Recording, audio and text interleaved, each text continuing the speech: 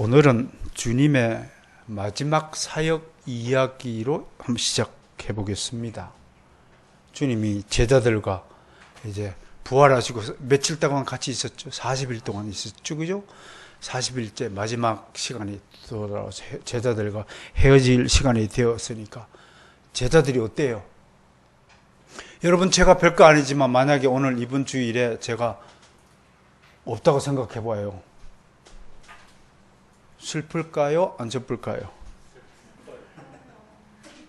괘씸한 사람들 같아요. 한 개도 슬프지 않다고 생각하는 것 같은데. 여러분, 헤어진다는 것. 물론 사도 바울은요, 자신이 내가 죽는다라고 한 번도 말씀하지 않았어요.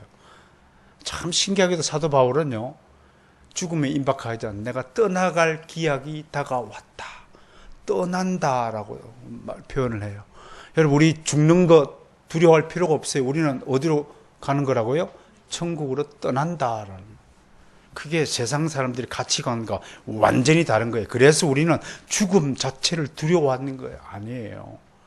주어진 생명 안에서 최선을 다하고 살다가 하나님이 컴백 그러면 할렐루야 그렇게 하면 되는 거예요.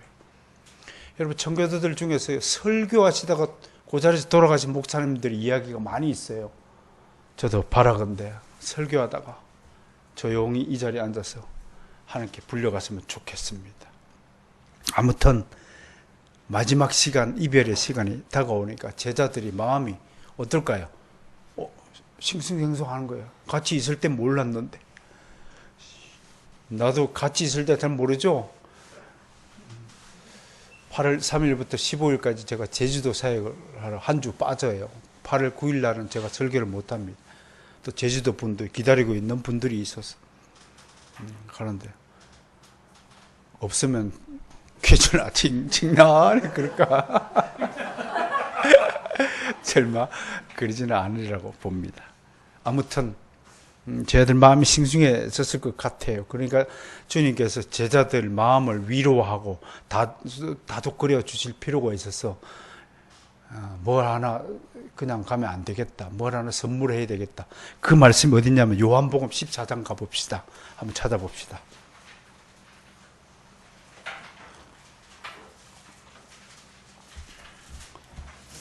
나도 제주도 가기 전에 이런 위로의 약속의 말씀을 여러분에게 선물해주고 갔으면 좋겠어요.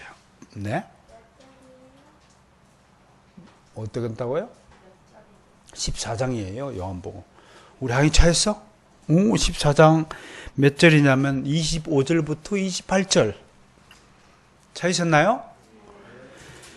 누가 한번 오늘 읽어볼까요? 입교 기념 김보라 양이 맑은 소리로 읽어보겠습니다. 시작.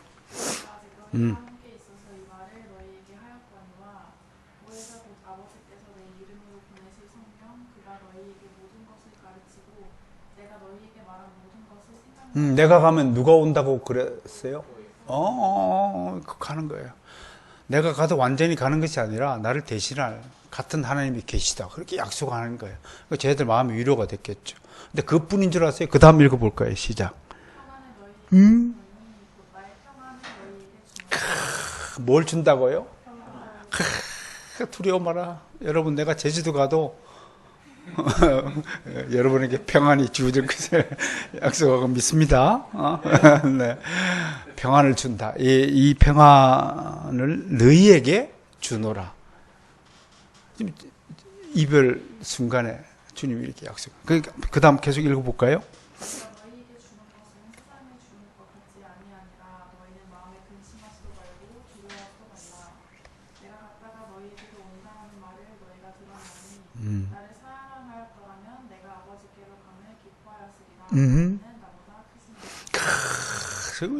정말 위대하신 말씀이에요. 지금 내가 아버지께로 가는 것을 슬퍼해야 돼요? 기뻐해야 돼요? 왜 기뻐해야 되냐면 오실 성령님이 보혜사라는 거예요. 보혜사가 영어로 하면 you helper예요. 여러분들 도와주시는 도우미가 오신다는 거예요. 이 도우미는 여러분 앞에 딱 한 번 오면 영원히 떠나지 않을 내주하시는 성령님, 나와 언제나 함께 하시는 성령님 성령으로 오신다고 지금 말씀하시는 거예요. 제가 제주도를 가도 여러분들에게 언제나 평안을 주는 목회자가 되기를 간구합니다. 근데 저는 뭐 짧은 한 15일, 한 2주 정도 이별하지만 주님은 영원히 이별한다라고 생각하는 제자들을 이렇게 위로하시는 거예요. 그 슬픔을 다독거린 거예요. 이제부터 모든 일을 성령님이 대신할 것이라는 이 약속으로 인해서 제자들의 슬픔이 어느 정도 위안되지 않았을까 생각해 봅니다. 그러나 제자들 입장에서 가장 큰 확신과 위로는 이 땅에서 성령님의 도움을 받고 어떻게 사느냐 하는 것도 중요하죠. 그러나 더 중요한 것은 우리가 과연 하늘나라에 갈 수 있는 것인가? 주님은 하늘나라로 가셨지만 나는 하나님의 나라로 갈 수 있는가? 또 손 얹어 봅시다. 진짜 고백해봐요. 여러분들의 그 신앙을요, 우리 종교개혁의 정신을 무슨 주의라고 하냐면 신앙 고백주의다 이렇게 이야기해요. 계속 고백해야 돼요. 옆 사람하고도 고백해야 돼요. 자, 먼저 하나님께 고백합니다. 나는 하나님의 자녀임을 믿습니다. 옆 사람에게 고백해요. 당신 하나님의 자녀인 줄 내가 믿습니다. 시작. 그거 고백이 안 되면 여러분들은 둘 중에 하나예요. 인간은 성경에 기록되어지기를 두 자녀밖에 없어요. 하나는 하나님의 자녀예요. 하나는 마귀의 자녀예요. 그럼 명확한 사실이에요. 여러분들이 내가 하나님의 자녀가 아니야 그러면 여러분들이 여전히 마귀 자녀예요. 마귀 자녀라고 하니까 기분이 나쁠지는 모르겠지만요. 그게 뭘 뜻한 줄 아세요? 마귀는 어디서 나서 어디서 사는 거예요? 간단해요. 우리는 원래 어디서 났습니까? 하늘나라에서 났어요. 천국에서 났어요. 우리 고향이 그쪽이에요. 근데 마귀의 자녀는 어디서 나서 어디서 살아요? 마귀에게서 나와서 지옥에서 사는 것을 마귀 자녀라고 하는 거예요. 완전히 출신 성분이 전혀 다른 존재라는 사실을 뭐 부정할 사람은 없다고 좀 봅니다. 굉장히 중요한 하늘나라 갈 수 있다고 믿습니까? 그런데 두 번째 질문이 뭐냐면 오늘 설교의 핵심 포인트가 이거예요. 여러분들이 무슨 자격으로 하나님께 가느냐 이겁니다. 여러분들이 무슨 자격으로 하나님 나라의 유업을 상속받느냐 이겁니다. 내 재산을 내 아들이 상속받아요. 맞죠? 무슨 자격으로? 내 아들이니까. 그게 양자 교리의 핵심이라는 사실을 염두에 두시고 오늘 이제 이야기를 풀어가겠습니다. 그러니까 제자들 입장에서는 성령님이 오시니까 성령님과 함께 살면 되구나 라는 것도 큰 위로이지만 두 번째 문제는 뭐라고요? 그렇다고 우리가 하나님 나라에 갈 수 있을까? 라는 질문에 대한 대답을 여러분에게 하신 것입니다. 그럼 무슨 자격으로 가느냐? 그랬더니 예수님이 이렇게 얘기한 거예요. 직접적인 약속의 말씀인데요. 예수님은 너희가 하늘나라에 온다. 내가 왜 가느냐면 먼저 가는 것이다. 먼저 가서 뭘 할 것인가? 너희가 영원히 거할 거처를 내가 마련하기 위해서 먼저 가는 것이다. 라고 말씀을 하시는 거예요. 자, 그 말씀이 요한복음 14장 다시 한번 찾아봅니다. 요한복음 14장 1절부터 4절까지 있어요. 앞에 있어요. 함께 읽을까요? 시작. 너희는 마음에 근심하지 말라. 하나님을 믿으라. 또 나를 믿으라. 내 아버지 집에 거할 곳이 많도다. 그렇지 않으면 너희에게 일렀으리라. 내가 너희를 위하여 거처를 예비하러 가노니 너희를 위하여 거처를 예비하면 내가 다시 모아서 너희를 내게로 영접하여 나 있는 곳에 너희도 있게 하리라. 내가 어디로 가는지 그 길을 너희가 아느니라. 라고 말씀했어요. 그러니까 여러분 이 말씀을 통해서 천국에 갔는데 내가 살 집이 없으면 곤란한 겁니다. 집이 없다는 거 굉장히 슬픈 일입니다. 주님께서 분명히 약속했어요. 너희의 살 집이 많다. 천국에. 여러분들이 하나님의 아들 되었다는 사실을 믿고 선포합니다. 그것이 얼마나 축복의 말씀인가를 받아들이셔야 됩니다. 제가 30년 동안 또 학교에서 신학을 가르치고 또 여러분 앞에 자격은 될지는 모르겠지만 작은 목회자로서 이렇게 예배를 집례하고 설교를 통해서 계속 강조한 두 가지 사실이 있습니다. 저는 한국 교회가 여전히 유치원 수준에 있다는 사실을 몹시 안타까워 생각합니다. 여러분, 성경을 읽지 않는 사람을 그리스도인이라고 말하면 안 됩니다. 그건 가짜입니다. 성경을 모르고서 어떻게 그리스도인이라고 말할 수 있습니까? 첫 번째, 우리 종교개혁가들이 목숨을 걸고 부르셨던 주장이 뭐예요? 오직 성경이에요. 따랐습니다. 솔라 스크립투라. 성경이 내 삶의 전부가 되지 않은 사람은 가짜입니다. 근데 불행히도 우리 사랑하는 조국 교회, 한국 교회가 성경을 읽지 않습니다. 다행스럽게 우리 교회는 성경을 필사하고 매일 제가 강권하니까 여러분들이 억지로라도 성경을 읽어주시니까 너무 감사한 거예요. 두 번째 연약함이 뭐냐? 아까 오전에도 제가 잠시 우스갯소리를 했지만 지금 모든 교회가 또 설교의 방향이라든지 목회의 방향이 수준이 좀 이렇게 올라와야 됩니다. 여러분, 겉모습이나 껍데기에 있는 거 아니에요. 여러분들이 신앙의 무게가요, 여러분들이 눈에 보이는 규모나 크기나 범위나 화려함에 있는 것이 아니에요. 진리는 절대로 화려함으로 치장하지 않습니다. 진주에게 뭐하러 술을 놓습니까? 저 뜨거운 햇빛에 촛불 몇 개 더 한다고 그게 무슨 의미가 있겠습니까? 아침에 제가 묵상에 이걸 썼잖아요. 본질에 충실한 교회와 여러분들 신앙이 되시기를 다시 한번 주님의 이름으로 축원합니다. 이런 말씀을 통해서 우리가 위로를 받는 것입니다. 뿐만 아니에요. 사도 바울도요, 우리가 하늘나라에 갈 수 있는 이유는 그리스도 안에서 택하심을 받고 하나님의 아들로 입양되었기 때문이라고 분명히 진술합니다. 이것이 양자의 축복이라는 사실을 믿으시길 바랍니다. 저에게도 양자가 하나님이 주신 아들과 딸이 있잖아요. 저는 되도록이면 여러분 모두가 여유가 있으면 여러분들이 육신의 자녀만 고집하지 마시고 버려진 아이들, 또 갈 것 몰라 방황한 아이들 입양하시길 바랍니다. 제가 캐나다에 갔더니 통계적으로도 우리 한국의 사역자들 중에서 입양을 실천한 사역자는 5%도 안 됩니다. 그래도 그 5%가 있기 때문에 하나님이 한국 교회를 지켜주신다고 믿습니다. 우리는 철저하게 5,000년 동안 머리부터 발끝까지 유교적 사상에 뿌리박여서 내 배로 태어나지 않는 자식을 더 애지중지하지 않는 그런 세속적인 문화에 길들여져 있는 백성들입니다. 가보십시오. 좀 돈 좀 모아서 여행이라도 좀 갔다 오세요. 그들이 어떤 생각, 어떤 인생 가치관을 가지고 세상을 살아가는 걸 좀 보고 배우시길 바랍니다. 백인 아주머니가 흑인 여자아이를 입양하고 정말 이뻐하는 모습을 저는 목격했습니다. 버스 안에서요. 어떤 백인 여자는 이 덩치가 산만한 그 럭비 선수를 입양해가지고 아주 화제를 난 적이 있죠. 거의 70%, 80%의 사람들이 거의 남의 자식을 버려진 고아들 입양하여 키우고 있습니다. 그것이 그리스도의 정신입니다. 그게 진짜 기독교입니다.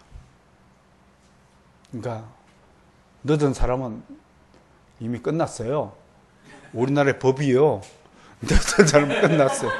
그러니까 여러분 청년들, 우리 청년들 또 일태 원석이도 있지만 그분들 우리 시恩씨 입양의 축복을 누리시길 바랍니다. 보라양 대학원 진학하더라도 결혼하면 물론 부부의 사랑의 결실도 맺어야 되지만 입양의 정신도 누리면 참 좋겠다라는 말씀을 권면을 드립니다. 이렇게 로마서 8장 14절 18절 제가 읽어드릴게요. 사도 바울의 말씀입니다.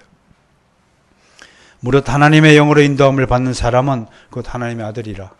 너희는 다시 무수하는 종의 영을 받지 않고 뭘 받았냐 하면 따라서 합시다. 양자의 영을 받았다. 이 굉장히 중요한 지금 스테이트먼트예요. 진술이에요. 여러분이 하나님을 아버지라고 부를 수 있는 이유가 뭔 줄 아세요? 뭔 영을 받았다고요? 양자의 영을 받았다. 그래서 하나님을 아버지라고 부른다고 하는 거예요. 그 하나님 자녀에서 그분의 상수자라고 하는 거예요. 그런데 사도 요한은 오늘 본문 소개했죠. 사도 요한은 한 발 더 나아가서 이렇게 진술합니다. 이러한 주님의 약속과 상수권에 대한 보증들이 모두 당신의 자녀에 대한 하나님의 지극하신 사랑의 결과라고 증언하고 있습니다. 그 이야기를 이렇게 얘기합니다. 요한 1서 3장 1절 3절 아까 다 읽으셨죠? 뭐라고 시작해요?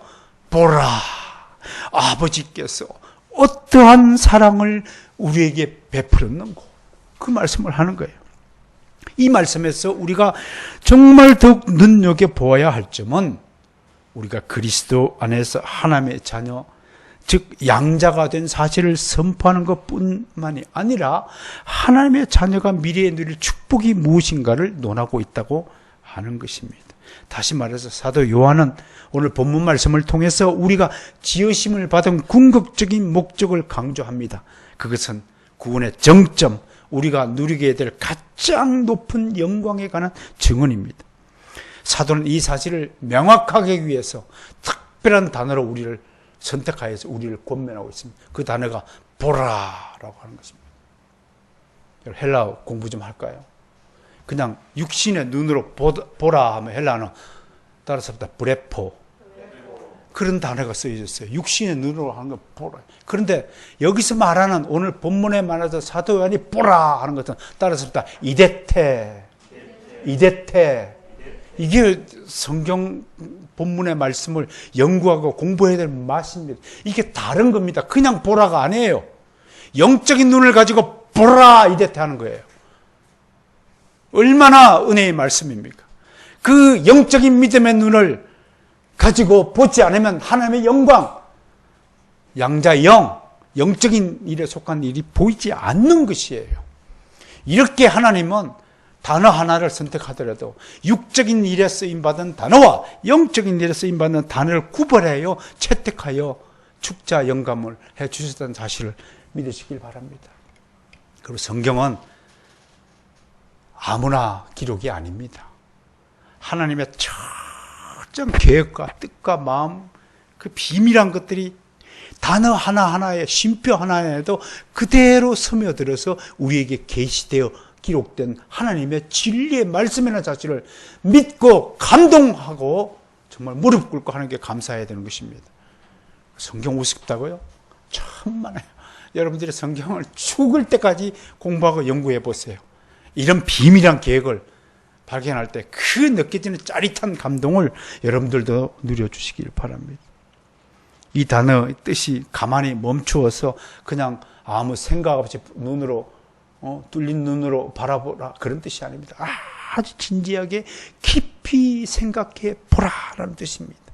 무엇보다도 이렇게 놀라운 일을 계획하시고 준비하신 하나님의 극진한 이 사랑의 깊이, 넓이, 높이, 길이, 이 사방형의 사랑의 이 규모로 범위, 본질을 정말 진지하게 생각해 보라. 그래서 사도 요한이 이데테 라고 한 것입니다. 할렐루야. 여러분 지금 어떤 눈으로 저를 쳐다봐야 됩니까? 눈 초점이 흐려진 눈을 무슨 눈이라 그래요? 동태 눈이라 그래요. 초점이 흐려서. 그 얘기는 이미 귀신의 생각의 유혹에 잠겼다는 뜻입니다. 잡념이 들어왔다 그러는 것은 이미 유혹에 걸렸다는 뜻입니다. 여러분들이 정말로 저를 영적인 눈으로, 믿음의 눈으로 뜨고 저를 뚫어지게 쳐다보고 인간 죄다움을 쳐다보는 것이 아니라 저를 통해서 나타나는 하나님의 영광을 이데테하라는 뜻입니다. 그것이 진정한 예배입니다. 그렇게 예배드린 자를 영과 진리로 예배하는 자를 하나님은 찾고 있다. 요한복음 4장 24절에서 말씀하시는 것입니다.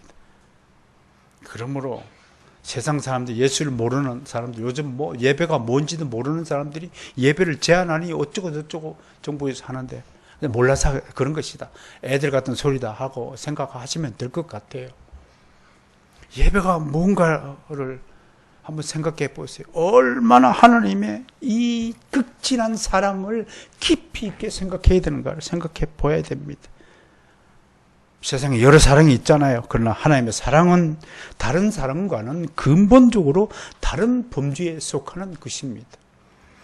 우리를 하나님의 자녀라고 부르고 모든 상속권을 주신 하나님의 사랑은 세상은 꿈꿀 수도 없고 줄 수도 없는 가장 위대한 사랑입니다. 나는, 저와 여러분은 정말 하나님 앞에 이 사랑의 능력을 저에게 달라고 애원하고 간구해야 될 줄로 믿습니다. 그리고 이 놀라운 하나님의 사랑이 어떤 사랑인가를 생각해 보라고 우리에게 말씀합니다.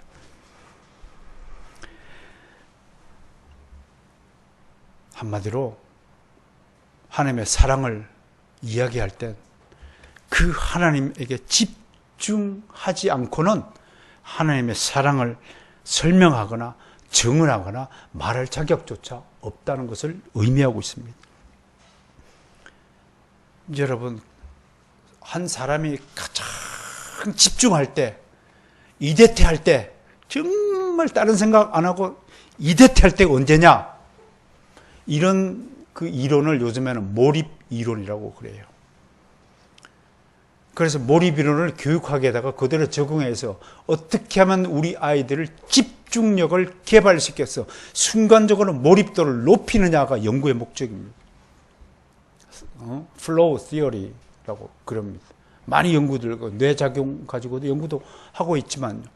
그러나 우리의 믿음의 사람들은요, 성령의 역사심을 통하여 하나님께 집중하는 능력을 개발시키는데 여러분의 신앙의 훈련을 갈고 닦아야 된다는 말씀을 꼭 부탁드리고 싶습니다.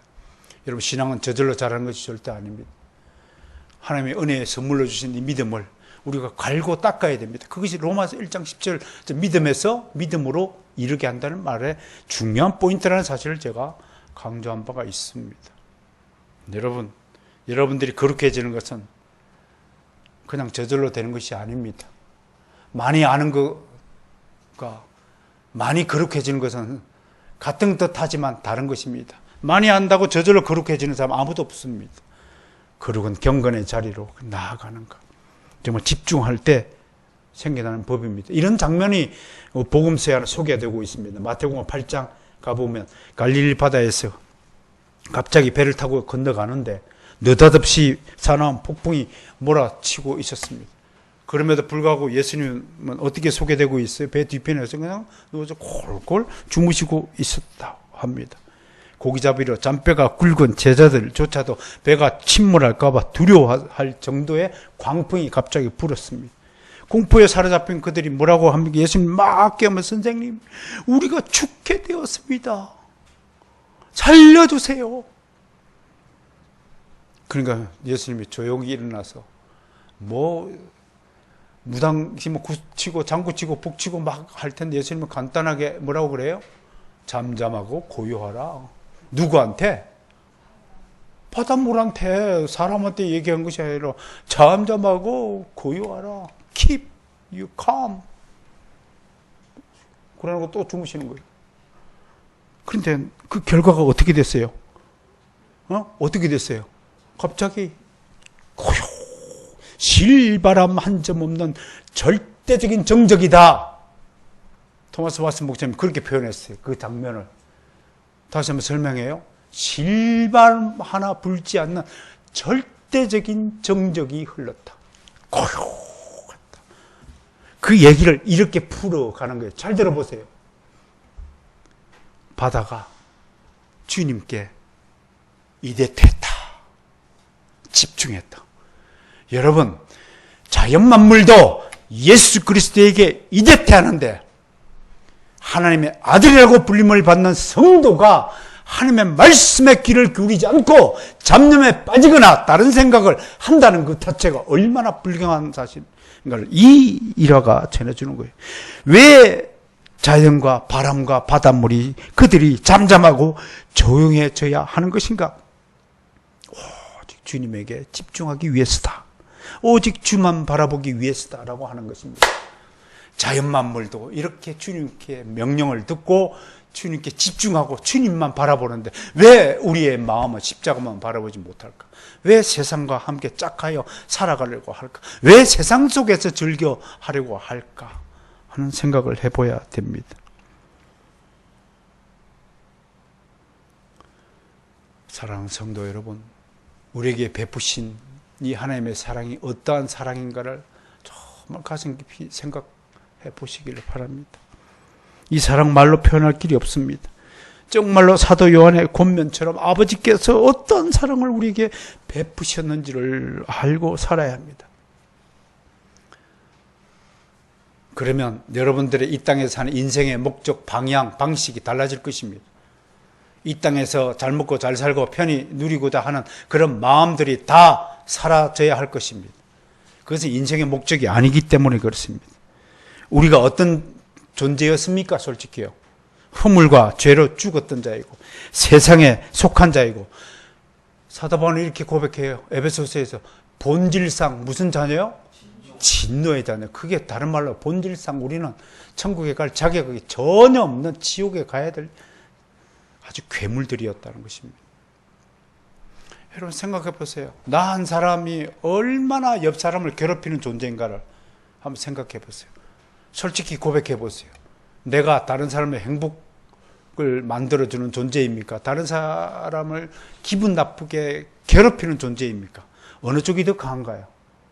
만약에 여러분들이 나는 행복 바이러스야 라고 우긴다면 그분 잘 좀 보살펴 주세요. 그분 잘 좀 다듬어 주세요. 위로해 주세요. 심각한 정신병에 걸린 겁니다. 그런 게 아니에요. 나라는 죄인 한 사람으로 말미암아 땅도 저주받고요. 아담의 범죄 때문에 땅도 저주받은 거예요. 내 한 사람이 존재함으로 말미암아 이 사회가 아름다워진다고 착각하지 마세요. 그것 아니에요. 하나님께서 이 못난 나의 죄를 가려주시고 덮어주시고 나를 이렇게 세워주시니까 조금 빛나 보이고 뭐 좀 사람다워 보이는 것 뿐이에요. 그것이 하나님께서 우리에게 베푸신 어떠한 사랑이라고 하는 것입니다. 그런데도 불구하고 오늘 설교의 포인트가 이겁니다. 이 사랑 말로 표현할 수 없음에도 불구하고 정작 중요한 것은 우리가 하나님의 자녀이면서 이런 경이감을 잃고 산다는 것입니다. 하나님의 자녀가 되었다는 사실에도 별로 놀라워하지 않는다는 것입니다. 여러분 깊이 잠들었다 깨어나면 금방 무엇을 알아봐야 못 알아봐요? 못 알아봐요. 이게 뭐지? 지금 내가 어디에 차고 있는 거지? 막 헷갈려요. 지금 우리의 신앙의 상태를 지금 이때로 비유하고자 하는 것입니다. 우리의 신앙 상태가 이래요. 나에 대한 정확한 인식이 덜 돼 있기 때문에 내가 누구인지는 몰라요. 내가 왜 이 땅에 태어난지를 알 길이 없어요. 내가 무엇 때문에 하나님께 부름을 받은 존재인지를 몰라요. 그냥 코에 숨이 붙어 있으니까 숨 쉬는 거예요. 그냥 눈이 열렸으니까 하늘을 쳐다보는 거예요. 그냥 귀가 열렸으니까 목소리 듣는 거예요. 그냥 두뇌가 있으니까 생각하는 것 뿐이에요. 그런데 그런 인간에 대해서 하나님은 좀 잘 좀 돌봐야 된다고 생각하는 거예요. 문제가 있다는 거예요. 여러분, 우리가 하나님의 자녀로 그냥 구원받는 것뿐만 아니고 무슨 자격으로 구원받냐고 한다면 오늘 이야기의 초점은 우리가 하나님의 아들에 대한 자격으로 구원을 받는다는 거예요. 그냥 구원받는다는 것이 아니라 그냥 빈손으로 천국에서 산다는 것이 아니라 하나님이 가지신 모든 유업을 상속받는 아들의 신분으로 구원을 받는다고 하는 것입니다. 이것보다 더 놀라운 사랑은 없다는 거예요. 그럼에도 하나님 은혜에 감격하지 않는다는 거예요. 성경적으로 아까도 설명드렸습니다. 모든 사람이 다 하나님의 자녀가 되는 것이 아닙니다. 예수님만 본질적으로 하나님의 진짜 아들은 한 분뿐이에요. 한 분뿐이에요. 저에게도 진짜 아들은 하나밖에 없어요. 우리는 뭐예요? 진짜 아들은 아니지만 아들로 쳐 주시는 거예요. 그게 양자예요. 우리는 마귀의 자녀에게 팔려 있다가 예수님의 구속값을 지불하시고 우리를 하나님의 아들이라는 고적에 올려주신 것이에요. 이것이 하나님의 은혜라고 하는 것입니다. 우리가 지금 우리 모습을 이렇게 너무 비하시킨다는 생각 때문에 여러분들의 마음들이 좀 불편할 수도 있겠지만 우리 초대 교인들은 그렇게 생각하지 않았다고 하는 것입니다. 그들은 자신들이 하나님의 자녀가 된다는 것을 감히 상상조차 할 수 없는 것입니다.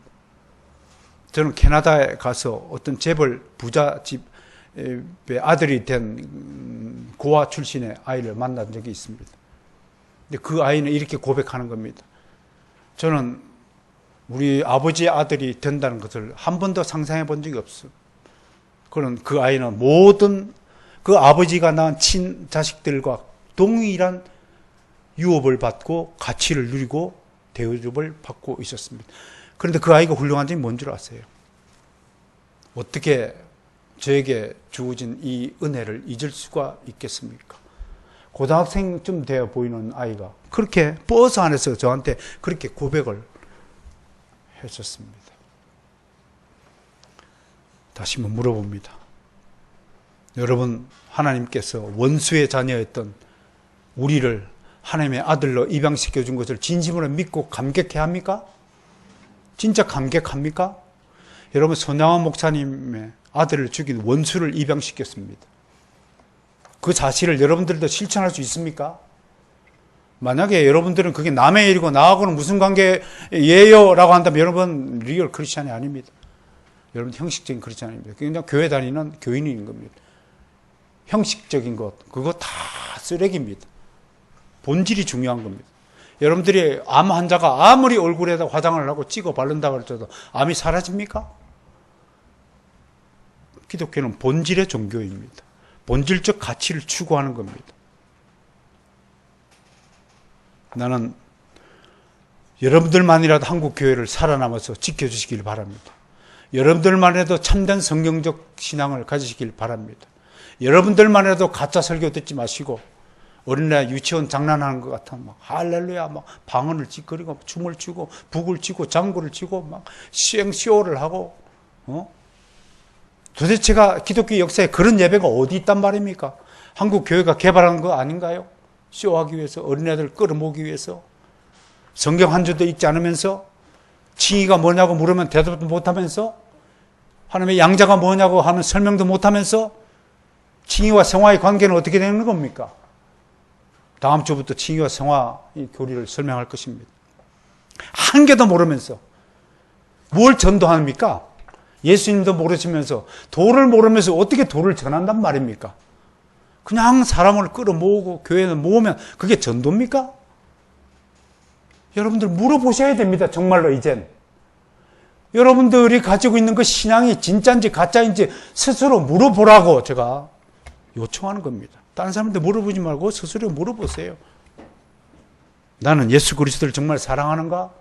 사랑한다면 예수 그리스도를 얼마나 정확하게 잘 알고 있는가? 스스로 가슴에 자문해 보세요. 그렇지 않으면 교회 다니지 마세요. 뭐하러 교회를 다녀요? 쓸데없이. 낮잠이나 자세요 주일날. 이곳은 예수님이 거하는 집입니다. 우리는 예수쟁입니다. 예수를 믿는 사람입니다. 예수님의 사랑을 받고 하나님을 그 무엇보다도 사랑하는 사람들의 모임이 에클레시아 교회입니다. 그 사랑을 잊어버리지 않아야 됩니다. 그럼에도 정말로 우리가 얼마나 하나님의 사랑을 잊어버리겠습니까? 마지막으로 오늘 양자에 대한 성경적인 대표적인 사례 하나를 소개하고 우리가 정말 하나님 앞에 이 신앙 고백을 드리는 걸로 마감이 됐으면 좋겠습니다. 하나님의 자녀가 되었다는 사실이 얼마나 놀라운 것인가를 설명할 수 있는 하나의 예화를 성경에서 찾을 수 있습니다. 알다시피 다윗과 요나단의 사랑은 유명합니다. 참 다윗이 괴로웠을 것 같아요. 자기를 죽이려고 하는 사울 왕의 아들 요나단과는 또 특별한 우정과 사랑으로 맺어진 관계란 말입니다. 그런데 블레셋과의 전투에서 사울 왕과 요나단이 불행히도 전사하고 맙니다. 그때 사울 왕이 요나단의 죽음의 소식을 듣고 얼마나 슬퍼했는지 그가 남긴 그 유명한 애가가 활의 노래라고 하는 것입니다. 그것이 사무엘 하 1장 19절부터 23절에 기록된 것입니다. 이 구절을 읽으시면서 여러분요, 나는 정말로 내가 사랑하는 사람의 죽음에 대해서 이렇게 절절하게 애도표를 해본 적이 있는지 생각해 봐야 됩니다. 저를 거의 할머니께서 키우셨잖아요. 다른 죽음에는 그렇게 슬프지 않았는데 정말 할머님 죽음 때는 대성통곡을 했던 기억이 납니다. 얼마나 슬퍼했는지 모릅니다. 우리 할머님은 늘 이랬었습니다. 용돈을 드리잖아요. 제가 신문사에 지금 첫 월급을 받고 할머니에게 용돈을 드렸습니다. 그랬더니 저희 할머니가 첫 말씀이 야야 네가 무슨 돈이 있노? 다 가져가라. 나는 돈 필요 없다. 그게 할머니의 사랑이었습니다. 우리 주님의 사랑이 뭐 다를 거 있습니까?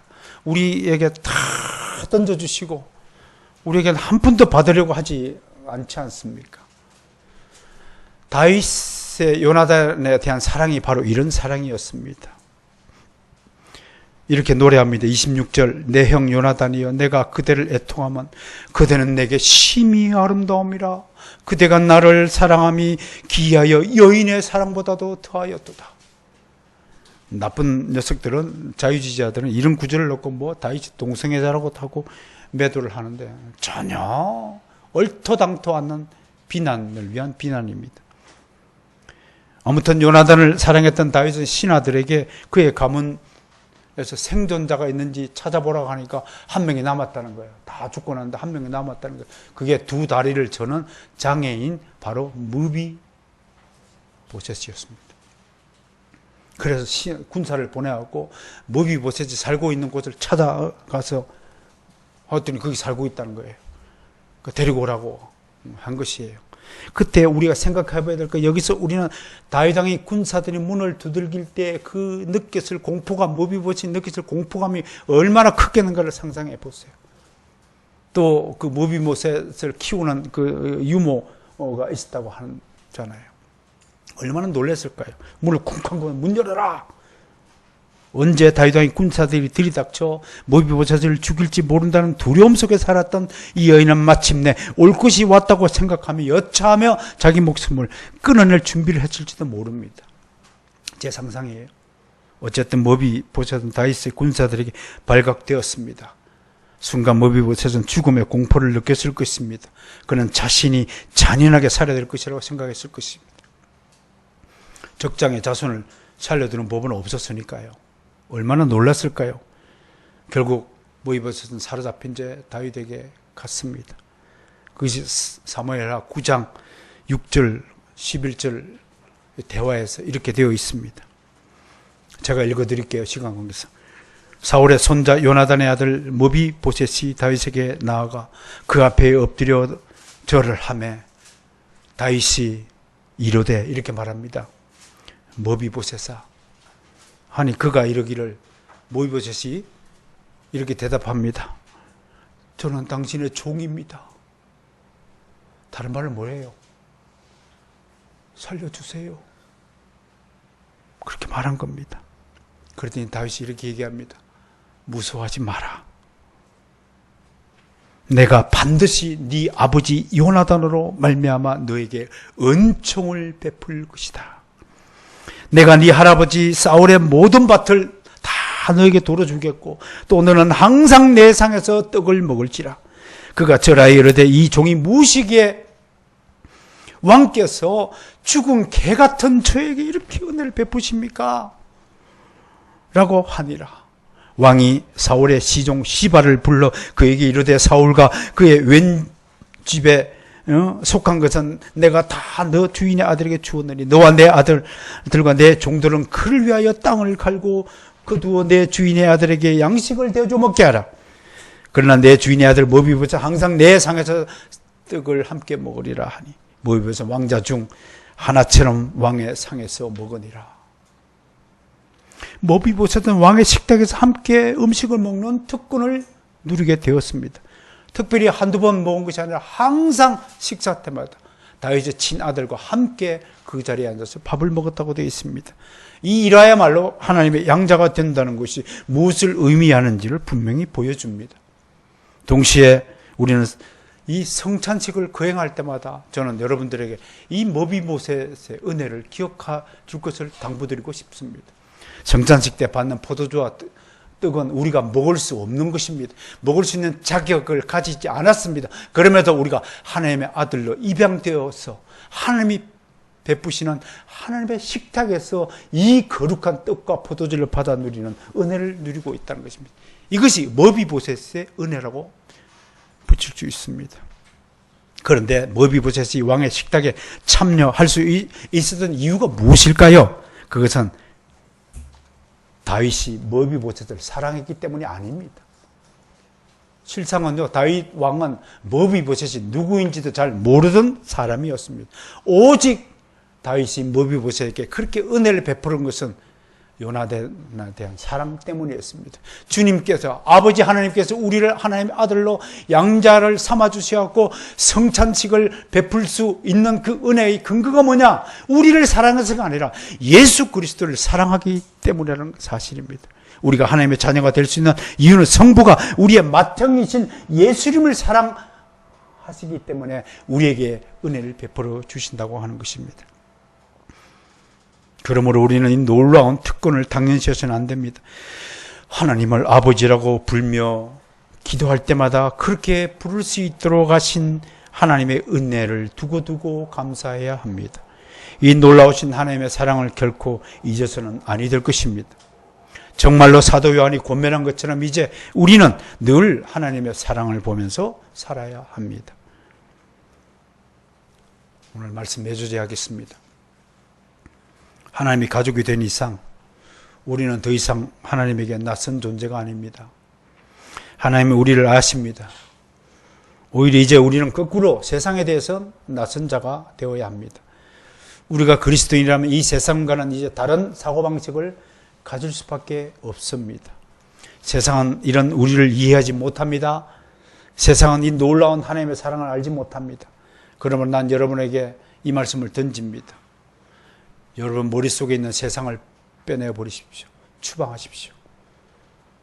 그것이 여러분 인생을 망치는 주범이라는 사실을 인정하시길 바랍니다. 비그리스도인들은 결코 그리스도인의 생각을 이해하지 못합니다. 그들은 세상에 속하고 우리는 하나님께 속하기 때문인 것입니다. 성경은 이렇게 이야기합니다. 세상이 우리를 알지 못하면 그를 알지 못함이라. 주님을 알지 못하면 우리를 알지 못하는 것입니다. 우리가 그리스도에게 접붙임이 되어 하나님의 자녀가 되었기 때문에 우리도 그리스도처럼 세상의 미움과 배척을 받을 수밖에 없습니다. 때로 우리는 이런 상황 때문에 살아가면서 참 많은 타협을 시도하려는 유혹에 빠지기도 합니다. 타협을 거절하면 세상은 우리를 배척합니다.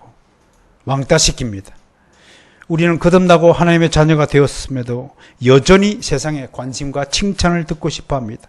주변 사람들에게 좋은 평판을 듣고 싶어서 그들이 듣기 싫어하는 복음의 메시지를 전하고 선포하는 일을 중단하고 말았습니다. 그냥 좋은 게 좋다. 뭐 이렇게 기분 나쁘게 할 필요가 있겠느냐. 좋은 평판 듣고 오게 좋게 지내자 하고 세상과 짝하여 지금 사귀고 있습니다. 우리는 그리스도가 겪으신 고난은 멀리하고 그리스도가 얻은 영광만 취하려고 하는 모순적이고 이기적인 존재가 되어버리고 말았습니다. 좋은 친구가 어떤 친구일까요? 좋은 일은 물론이고 굳은 일도 마다하지 않는 사람이 좋은 친구입니다. 영국 속담에 어려울 때 돕는 친구가 진짜 친구다 라는 속담이 있습니다. 그리스도는 우리의 좋은 친구가 되기 위해서 자신의 목숨을 희생하였습니다. 그러므로 우리도 다른 친구의 유익을 위해 고난을 자발적으로 기꺼이 즐겨할 수 있는 믿음이 되어야 됩니다.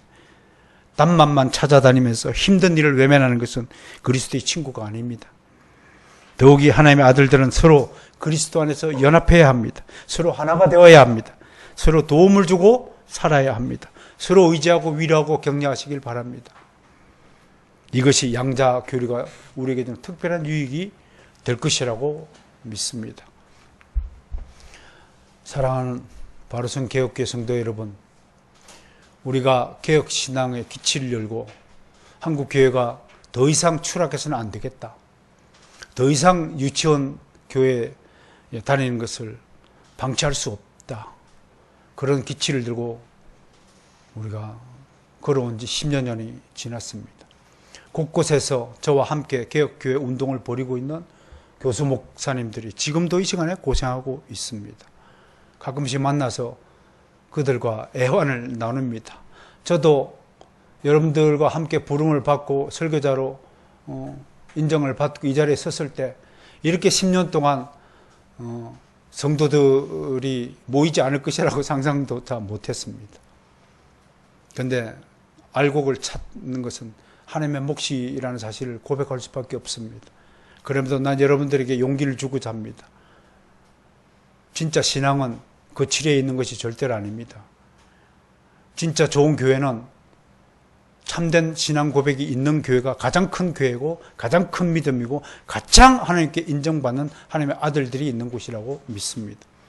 여러분들이 지금 하고 있는 것을 그대로 지키시고 밀고 나가시길 바랍니다. 성경 필사하는 거 멈추지 마십시오. 성경 하루에 100절 이상 읽는 거 멈추지 마십시오. 제가 쓴 바이블 시네마 책을 읽는 것을 멈추지 마시길 바랍니다. 제가 오늘 아침에 소개했던 청교도들 대표 선작 70여 권을 직접 구입해서 여러분들이 서재에 꽂는 일을 중단하지 마시길 바랍니다. 우리는 기독교 강연을 이미 다 읽었습니다. 나아가서 헤르만 바빙크의 교회학도 읽으시고 루이스 볼컵의 조직신학도 읽으시고 그리고 우리에게 주신 수많은 고전들과 아름다운 보석들을 여러분 영혼 속에 저장하는 그런 아름다운 믿음의 군사가 되시길 바랍니다.